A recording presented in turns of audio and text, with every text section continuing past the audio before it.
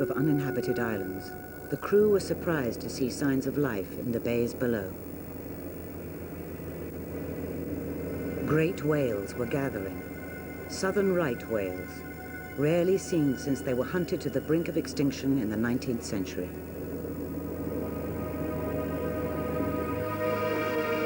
The pilots had stumbled upon their secret meeting place.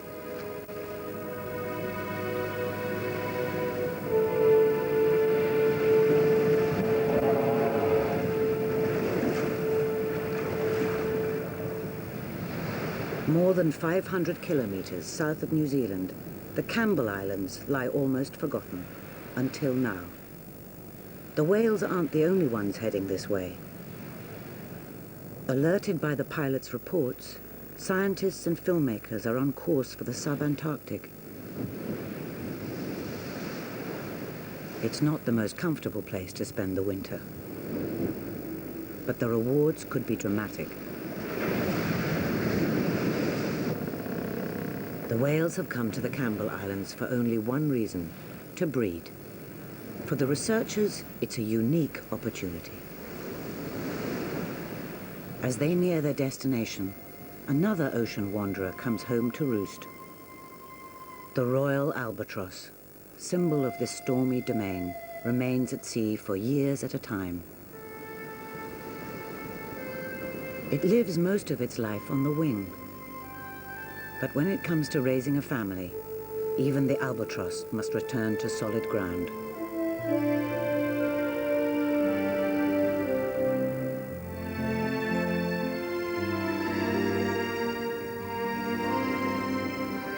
These bleak volcanic islands offer a safe haven to prospective parents, above and below the water.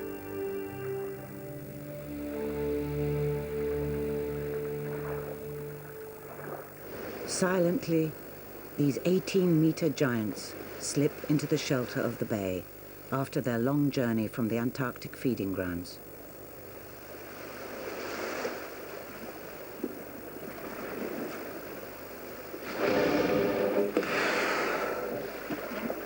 Their roly-poly appearance and bare back makes them easy to identify.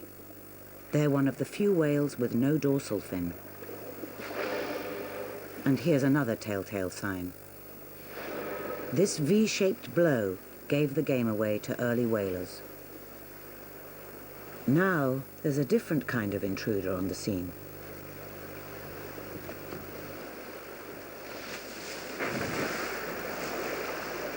The scientists approach cautiously, uncertain how the group will react.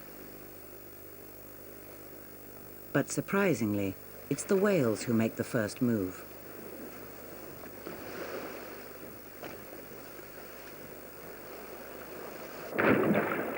Soon, the foundations are laid for a new relationship, one based on trust instead of exploitation.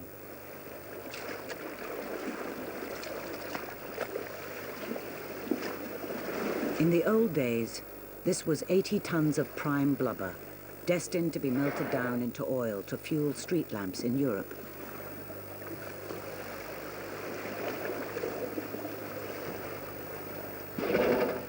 Despite their rugged looks, these heavyweights are rarely aggressive, another factor which endeared them to hunters.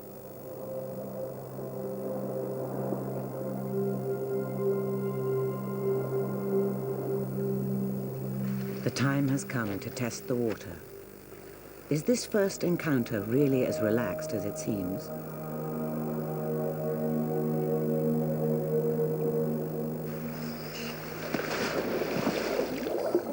After all, below the surface is truly whale territory. Once again, it's the whales who break the ice, though they keep a watchful eye on the visitors.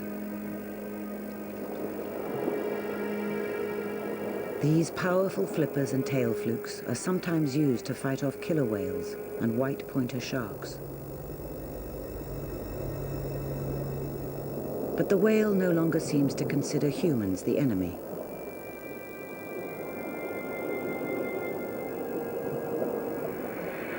Savoring the occasion, This pair drift contentedly on the ocean currents.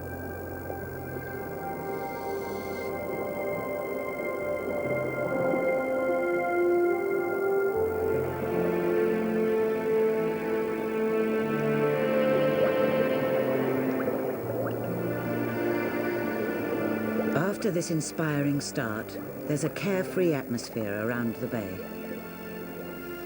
Despite their bulky shape, southern rights can be surprisingly acrobatic.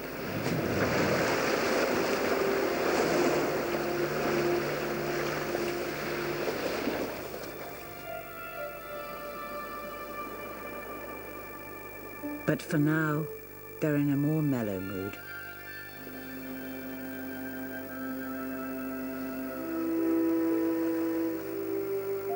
They cruise the calm waters and catch up on sleep after their grueling journey.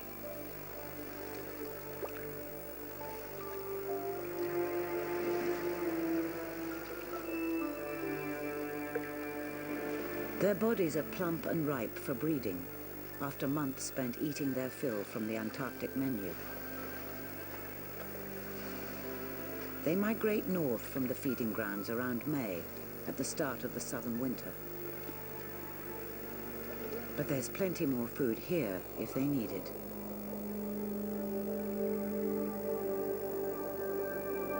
One of the biggest creatures on the planet dines on some of the smallest, microscopic plankton. And tiny shrimp-like creatures called krill. One whale devours 2 tons of plankton a day. It has no teeth, but strains its food through a bony built-in sieving system called baleen.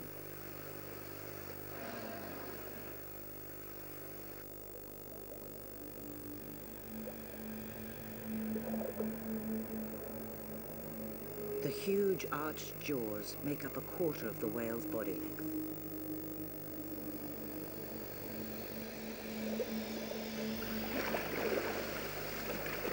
After each mouthful, the whale uses its tongue to spit out water and lick the filtered tidbits from the sieve.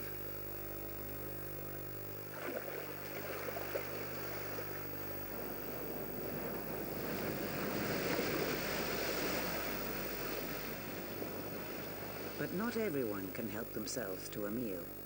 Some have to wait to be served. High above the bay, this albatross chick must sit out winter storms that turn nature on its head.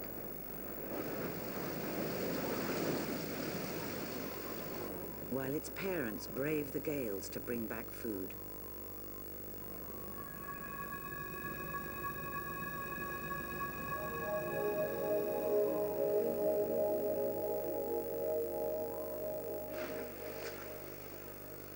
Family life flourishes for these residents too.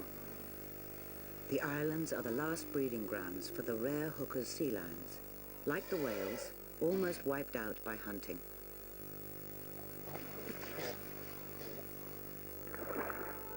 The young males are full of bravado. They soon come to check out the trespassers on their turf.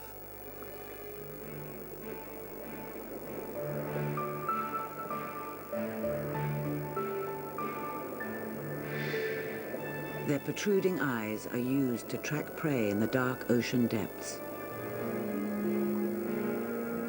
Now, they eyeball the divers, trying to tempt them into a game of underwater tag. But these landlubbers make poor opponents.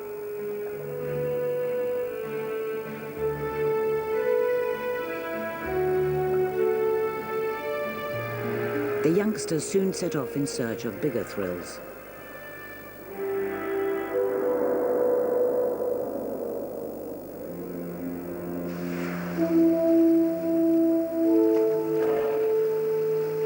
They have no respect for size and run rings around the whales.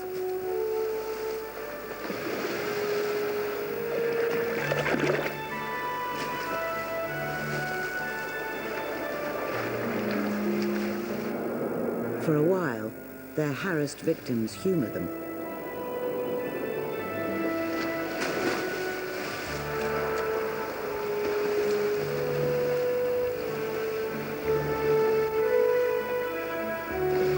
Eventually, the whales try to slope off for some peace and quiet. But the sea lions aren't the only ones giving chase. The scientists want to photograph the whales to assess their numbers.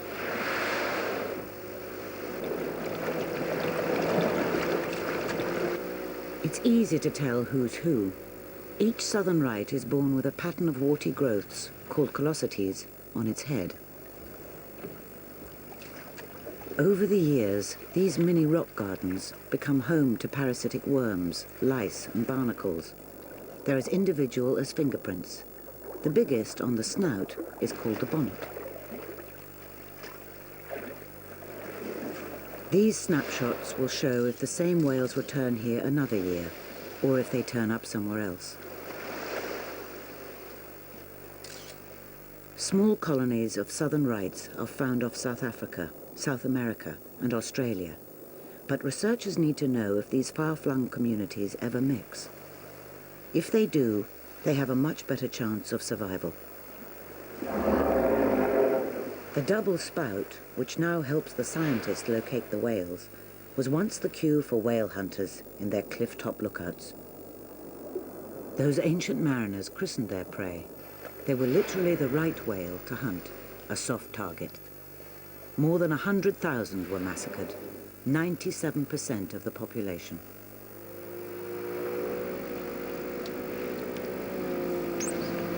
But these modern-day hunters are only after information.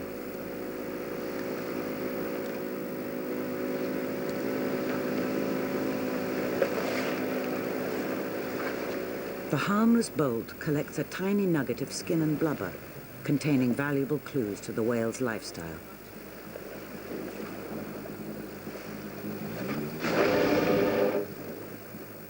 Although hunting has been outlawed since 1935, whales must face another, even bigger human menace: pollution of the oceans.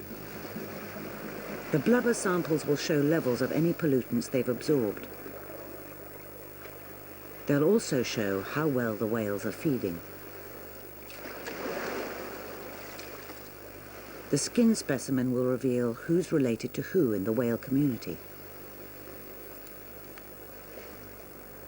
Because populations of southern rights are small and scattered, there's a danger of inbreeding.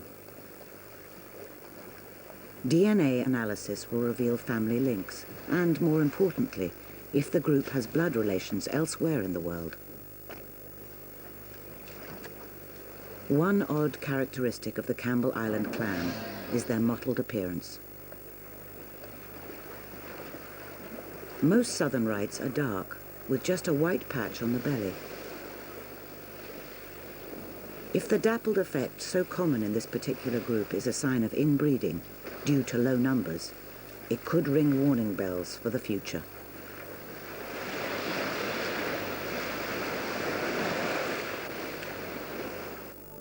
The patterns do make it easier to tell them apart, however.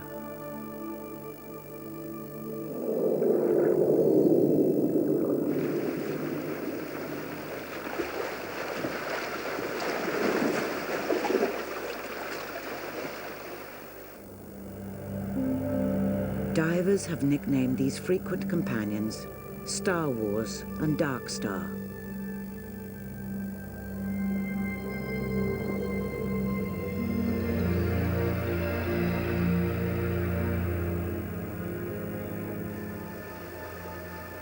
And this ghostly specimen, naturally, is Moby Dick.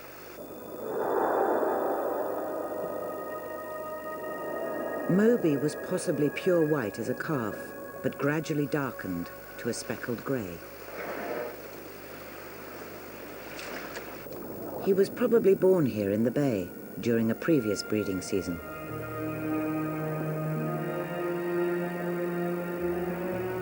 He's still just a youngster. He won't reach sexual maturity for a few years yet. Until then, he passes the time exploring his underwater world.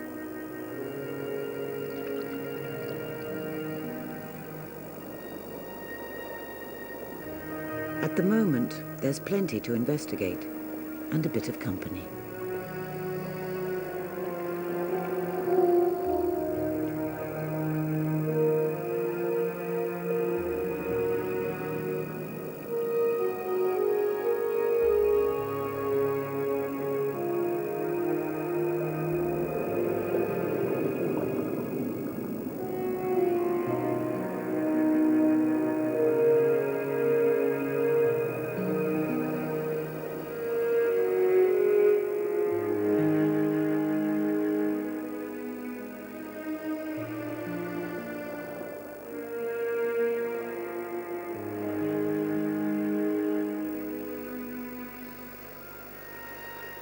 Each extra member of the tribe is crucial.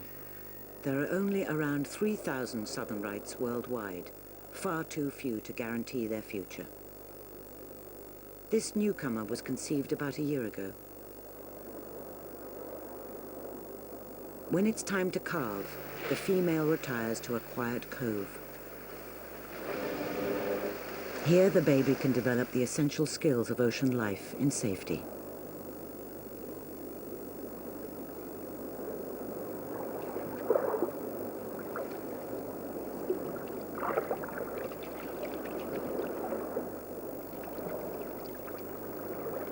Like most mothers, the female will risk her own life to defend her infant.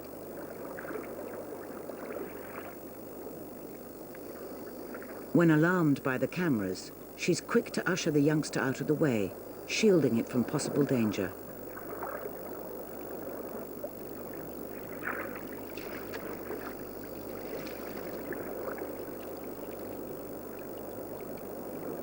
With a last glance back to check the coast is clear, she shepherds it to safety.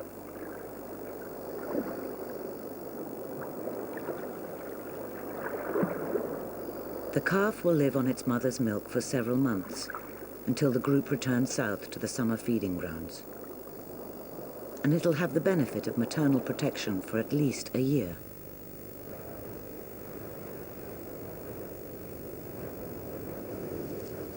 For this youngster, it's almost time to go it alone.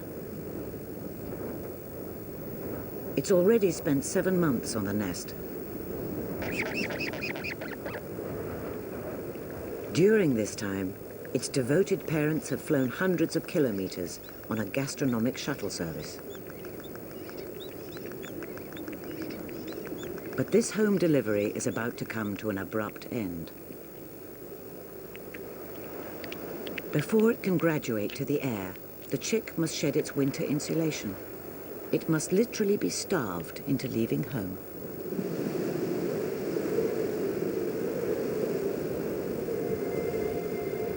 Its duty done, the adult albatross launches back into life at sea, leaving its offspring to face the world alone. It won't touch land until it breeds again in 2 years' time.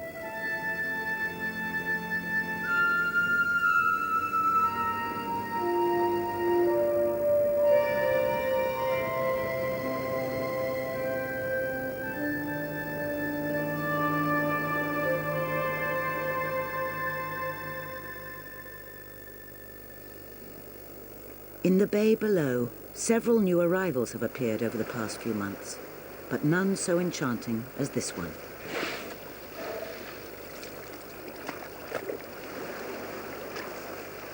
It could be an albino, but it's more likely to end up mottled, like Moby Dick.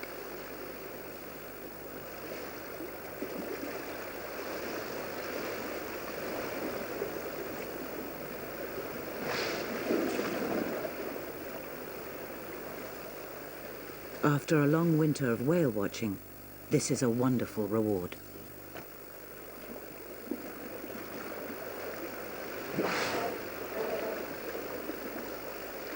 The baby would have been 5 or 6 meters long at birth, tipping the scales at around a ton. It puts on 50 kilos a day, thanks to the high fat content of its mother's milk, suckled from 2 nipples low down on her belly.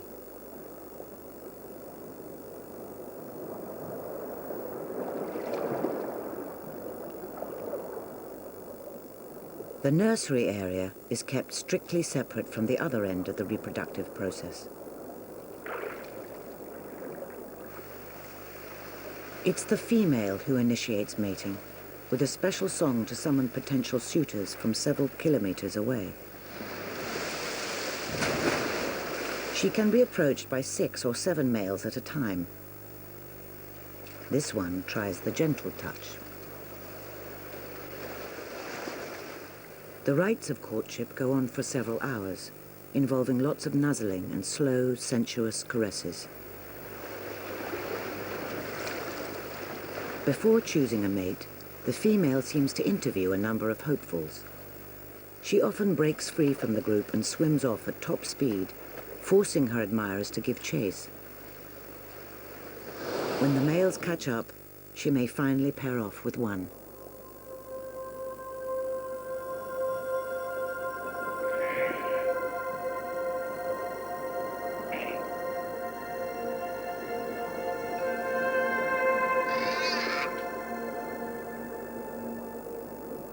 As the female breeds only once in 3 years, the male relies on multiple matings to pass on his genes. Competition for female attention is good-humored, however, a rarity among mammals. The real rivalry goes on inside the female's body, as the sperm of different males jostles for supremacy. There's plenty to go round. It's produced in a pair of titanic testes with a combined weight of around a ton. Until she's ready, the female often floats belly up to avoid her admirer's advances. By pushing down on her, he hopes to roll her into a more convenient position.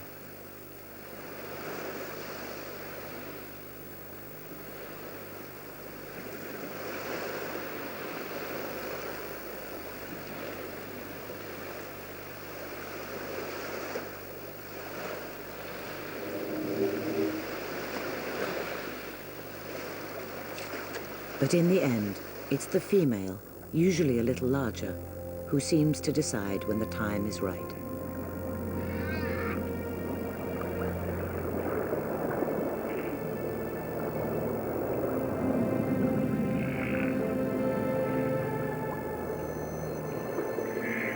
The courtship reaches its conclusion.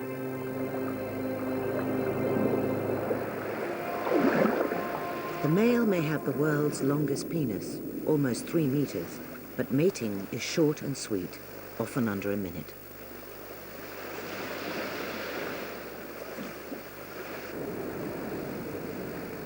It's a momentous time for the cliff dweller, too. Hunger has finally driven it from the nest. Now, these untried wings must carry it around the Southern Ocean for the next 4 years. All it has to do is step into thin air. That 3-meter wingspan will do the rest. Well, maybe tomorrow. Spring is on its way, and the whales will also be leaving soon. This pregnant cow could give the scientists a last chance to film a birth. As dusk falls, she steals into a secluded inlet.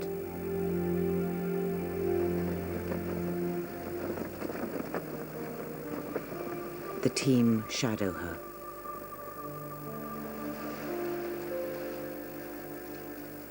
But in the end, the fading light preserves her privacy and she eludes the spectators.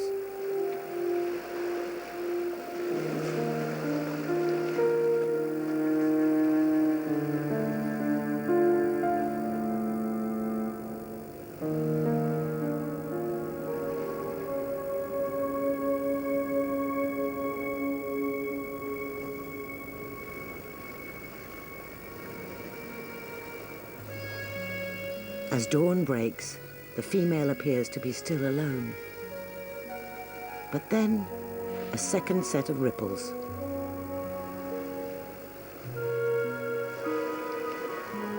The team is privileged to get so close to a newborn. Just a few hours old, its skin is still wrinkled. Until it fills out with buoyant blubber, the baby must keep on the move in order to breathe. Or hitch a lift to the surface.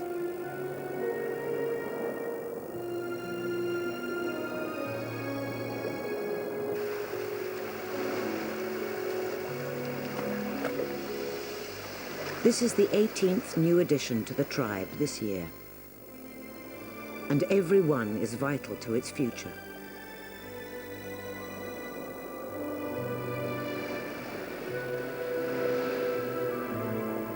This calf may still be returning to the bay in 50 years' time, accompanied by its own descendants. Perhaps by then, we'll know if the lost whales are back to stay.